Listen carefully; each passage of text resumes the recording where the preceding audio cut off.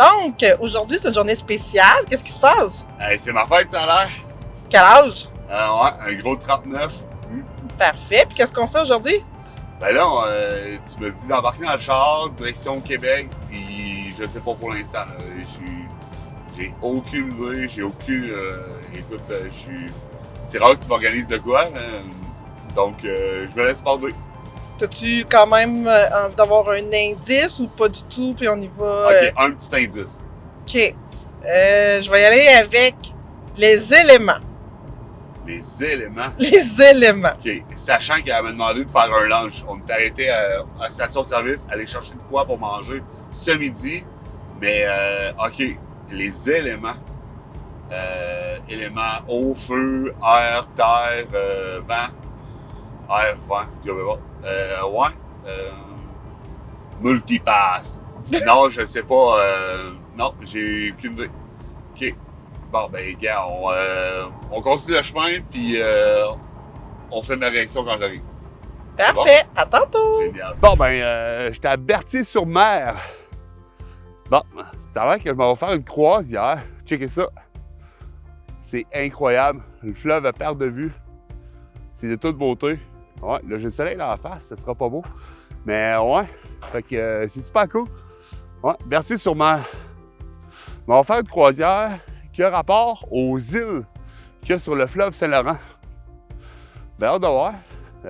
Honnêtement, à part avoir vu le nom sur l'autoroute Berthier-sur-Mer, j'ai aucune idée de ce que c'est. Ça doit être un beau petit village, mais là, ouais, on est à la marina et on part à l'aventure. Regardez-moi ça, la vue. En tout cas, ma chérie, elle me connaît. La magie, on en a aujourd'hui. Il fait beau, pas trop chaud. Croisière, on va être sur l'eau, donc élément, l'eau. On sait au moins qu'il va y avoir ça. Donc, ouais, fait que on part. Je vais essayer de pogner le bateau. Là, présentement, je le vois pas, mais on va essayer de pogner le bateau. Faire des belles images d'explication aussi sur le fleuve. Puis, ça va être malade. Malade. Je suis hype en maudit. Ouais.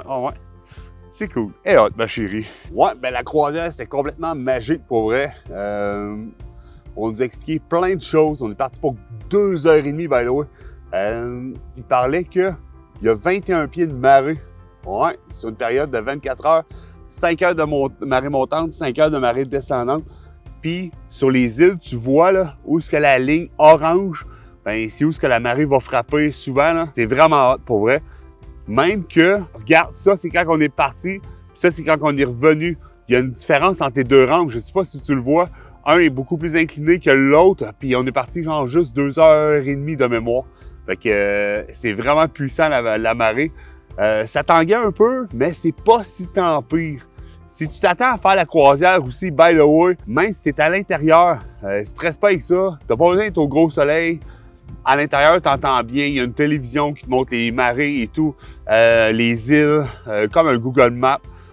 C'est vraiment cool et t'entends partout bien le capitaine te parler parce qu'il y a des speakers partout.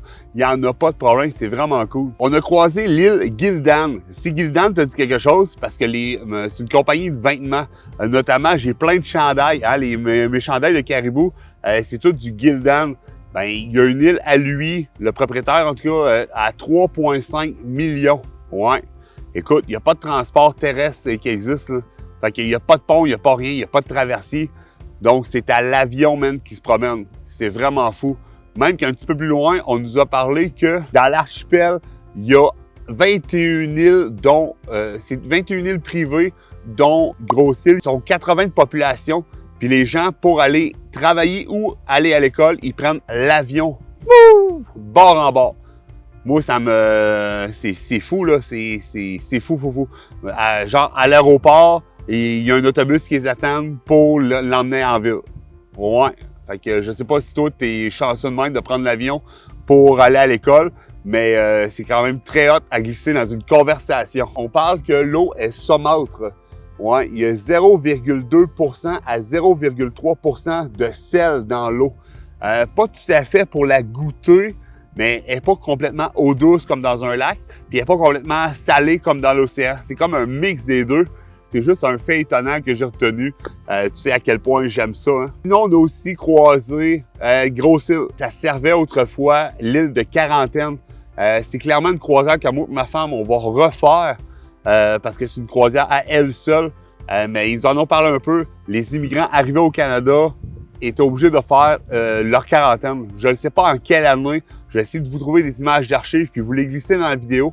Mais ouais, obligé de faire une quarantaine sur une île, c'est vraiment fou. Il y a même des maisons qui ont été achetées dans le catalogue Eaton à une certaine époque, assemblées à Québec et descendues sur l'île parce qu'on pensait aussi que le bois de l'île contenait des virus. Donc, construis pas avec ça parce que c'était sain, parce que tu vas te tirer dans le pied tout simplement. Notre capitaine nous expliquait qu'il y avait 3 fermes sur place. Les 3 fermes, les vaches sont dans le pâturage. Merci, bonsoir. Puis ils n'ont pas d'énormes champs comme on est habitué, mettons, au centre du Québec ou en Mauricie. Donc, c'est vraiment, les vaches vont pâturer, même sur le bord de l'eau. Il y a des petites algues, fait que les vaches vont descendre quand c'est marée descendante, vont aller manger les algues vertes, tout simplement, et ils vont revenir chacun dans leur ferme. Ça a l'air que les vaches, écoute, c'est un animal, on sait que c'est brillant, mais moi, ça m'impressionne que les troupeaux se mélangent puis ils reviennent chacun à la maison le soir. C'est vraiment fou, là. Les propriétaires, ça a l'air qu'ils n'ont pas besoin de rien faire. Puis eux aussi, traditionnellement, ils descendaient à Québec à l'automne avec toutes les provisions qu'ils ont ramassées pour l'hiver, puis ils les vendaient sur le marché, tout simplement. Puis avant de revenir à l'île aux grues, ben ils ramenaient tout ce qu'ils avaient besoin pour le printemps. Donc également les semences, plus de vivres, plus de foin aussi, parce qu'ils sont limités en pâturage, comme je disais. Donc, le foin, il va venir à manquer s'il en utilise trop pour absolument rien. C'est vraiment impressionnant. Puis là, écoute, je t'ai parlé les éléments. Ça a l'air que ma surprise, c'était l'élément. Donc, feu, eau, vent et terre. Bon, ben le feu, ça a l'air que ça va être moins cette partie-là. Mais par contre, on a eu l'eau avec la croisière et on a eu le vent parce que le bateau s'appelle le vent des îles. Ouais, fait que au vent, c'est coché. Et là, je me demande bien, ça va être quoi? La terre, tout simplement. J'espère que le son est bon parce que... j'espère que le vent est bon parce que je suis sur le bord de la mer, comme tu le vois. Pas ta mer, pas ma mer, la mer. Donc, ouais, bon point de ma chérie. La terre, c'est aussi les îles qu'on a vues. Ouais, fait que juste avec ça, ben ça marche, mais elle a quand même un autre as dans sa manche. Elle va m'emmener plus loin, faire une autre activité. Fait que je t'emmène avec moi. Fait que let's go. Bon, fait que là, vers la deuxième aventure. Oui, en effet. Donc, est-ce que tu as une idée? Non, définitivement, on vient de sortir les croisières, j'ai aucune idée. Parfait. Là, j'ai voulu qu'on ait une histoire à raconter. OK. Donc, pour ça, j'ai pensé qu'on pourrait vivre une expérience. OK. Puis, l'expérience, j'ai pensé qu'elle pourrait faire un lien avec la liberté, la magie, la folie. OK. Et qu'on pourrait regarder la terre et l'eau d'une autre perspective à l'ère de l'air et du feu. OK. As-tu une idée de qu'est-ce que ça pourrait être? Regardez l'air puis l'eau. Non, la ciel, ben la terre et l'eau. Mais... Regardez la terre et l'eau à l'aide du vent et du feu. C'est ça. Et genre quelque chose qui a passé au feu, je sais pas. Non, j'ai aucune idée. Un tour de Montgolfière. Ben non. Sérieux? Wow. OK. Est-ce que ça te tente? Ben oui. C'est confirmé. Puis là, la température est parfaite pour qu'on puisse y avoir accès, parce que c'est compliqué d'avoir accès à des tours. Puis là, on y a accès. OK. Wow, c'est malade. OK. Faut savoir que j'ai déjà sauté en parachute et déjà pris l'avion, déjà. Mais là, dans une montgolfière, c'est le plancher qui monte puis qui t'emmène. Wow. OK. Ben, j'ai hâte de voir ça. OK. Bon, ben, gars, on part. Écoute, là, on est le lendemain. J'ai pas eu le temps hier parce que ça finit tard puis tout était dans le noir. Mais ouais, c'est vraiment fou. On est allé à Saint-Lambert-de-Lauzon, à Sky Crazy. Les propriétaires, Cynthia et Kenny, nous ont mis tout de suite en possession de nos moyens. Ils nous ont expliqué les règles à suivre, comment ça allait marcher. Puis on est tombé dans le panneau, on a adoré. Ils nous ont aussi expliqué qu'il fallait mettre la main à la pâte pour aider à déployer le ballon et à le resserrer à la toute fin. Mais bon, tu me connais, c'est pas quelque chose qui me dérange. J'étais vraiment excité et là, à un moment donné, l'excitation a fait sa place un petit peu à l'énervement puis le stress. Et en dernier tout, j'étais vraiment pas sûr de vouloir partir. J'étais vraiment trop peureux finalement. Puis là, ben, c'est parce que si tu réagis mal en dedans, là, ben, tu fais quoi? Tu fermes les yeux tout le long, tu t'assis dans le fond de la cabine, puis t'attends. C'est pas grand, là. C'est pas. T'as rien d'autre à faire, sauf de te laisser porter. Fait que, ouais, j'étais pas trop sûr, je te dirais, mais ils m'ont eu parce que c'est complètement fou. J'en tiens l'ouverture ouverte, l'air va rentrer dedans, le ballon va gonfler. Là, je vais mettre un peu de ventilateur dedans pour aider le vent normal à faire grossir le ballon. Et ensuite, tassez-vous les gars, je vais mettre un peu de flamme dedans pour aider à faire monter tout ça. Et là, vite, monter dans la selle, j'ai besoin de poids, sinon je vais partir trop vite. Ouais, c'est beau, fait que là, t'embarques dans la selle. Et la première chose que j'ai su, c'est Kenny, y a-t-il d'autres choses que tu veux qu'on fasse? Pourquoi? Voyons, Dave, on est parti. Ben oui, on est 50 pieds dans les airs. Bang de même. Ouais, fait que finalement, le petit gars qui était pas sûr de monter, ben finalement, ben, il s'est laissé prendre au jeu. C'était trop tard, j'étais parti en montgolfière. Honnêtement, c'est vraiment magique. T'es comme debout, chez vous, puis tu ressens pas d'air. Kenny m'expliquait que tu te déplaces à la vitesse de l'air. Donc, dans le fond, t'as pas de... Tu ressens pas de courant d'air parce que tu es l'air, dans le fond. C'est fou, là. C'est complètement... Ouais, c'est un concept qu'on n'est pas habitué sur Terre, mettons, là. Mais dans les airs, c'est ça, tu suis l'air, donc tu sens pas le courant d'air. Hey, c'est malade, pour vrai. Puis, tout fonctionne au gaz naturel liquide. Ouais, le gaz propane liquide. En tout cas, un ou l'autre, là, c'est sensiblement le même gaz. En tout cas, j'embarquerai pas dans les détails de savoir quel qui est plus fort que l'autre et pourquoi quoi, là. Ouais, fait que c'est sensiblement le même gaz, mais liquide. Et ça fait une flamme de 8 pieds. 8 pieds. Il nous a expliqué que les seuls points de contrôle qu'il y a, c'est ça.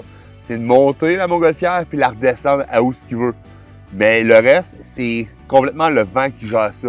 Alors, à un moment donné, j'étais comme « Hey, Kenny, parce qu'il y a des silos. » Quel silo? Non, mais il y a des silos big. Ah non, c'est bien correct, il n'y a pas de problème. Hey, on est passé proche. Hein? Ben, c'est normal. Il n'y en a pas de problème. Il n'y avait même pas aucun risque qu'on les pogne. Mais d'un moldu comme moi, c'était vraiment impressionnant. Ça m'a vraiment comme « Wow! OK, il connaît son affaire. Là. C'est vraiment fou. Là. » Ouais, c'est sûr qu'après 14 ans que tu fais de la montgolfière, c'est sûr que tu deviens comme un maître dans ton domaine. Là. OK. Ouais, mais c'était vraiment fou. On a atterri dans un champ. Et là, c'est ça, branle-bas de combat. Cynthia nous suivait avec le pick-up et le trailer. Et on a tout remarqué le stock.